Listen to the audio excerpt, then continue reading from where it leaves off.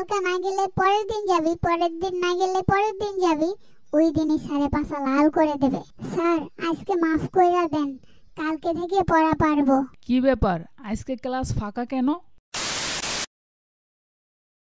আজকে কিন্তু তোমরা একজনও পড়া পারোনি, কিন্তু কেন জানতে পারি? কি ব্যাপার, কথা বলতেছো না কেন? একজনও পড়া পারোনি, বলো কি সমস্যা? স্যার আমার বাসায় মেহমান আসছে তো তাই পড়তে পারিনি। মেহমানের সাথে পড়ালেখার কি কানেকশন? মেহমান কি বলছে পড়ালেখা করতে হবে না? না স্যার, মেহমান আসছিল তাই পড়তে পারিনি। আরে বাপ, আমি তো সেটাই বলতেছি, তুমি কি মেহমানের হাত পা টিপছো যে পড়ালেখা করতে পারোনি? কি ব্যাপার তামিম, তুমি কেন পড়া পারলে না?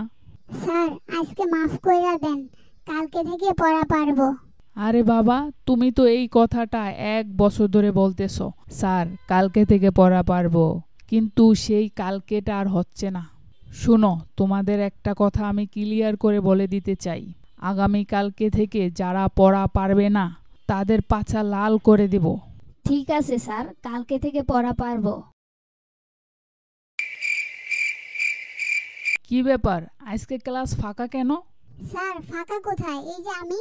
আরে তোমাকে তো দেখতেই পাচ্ছি, কিন্তু বাকিগুলা কোথায়? স্যার আপনি বলছিলেন না আজকে পড়া না পারলে পাছা লাল করে দিবেন, এই জন্য আজকে কেউ আসেনি। এই হলো আজকালকার পোলাপান, একটু মাইরের কথা বললেই স্কুলে আসে না। তুমি তাহলে আসছো কেন? তুমি কি পড়া পারো? না স্যার, পড়া পারি না তো। তাহলে তোমার পাছা লাল হওয়ার ভয় নাই? স্যার ভয় তো আছেই। তাহলে আসছো কেন? স্যার স্কুলে না আসলে যে আম্মু পাছা লাল করে দেবে, আর স্কুলে আসলে আপনি পাছা লাল করে দিবেন। বাসায় লাল, স্কুলে লাল, 100% লাল। তাই না এসে পারলাম না স্যার।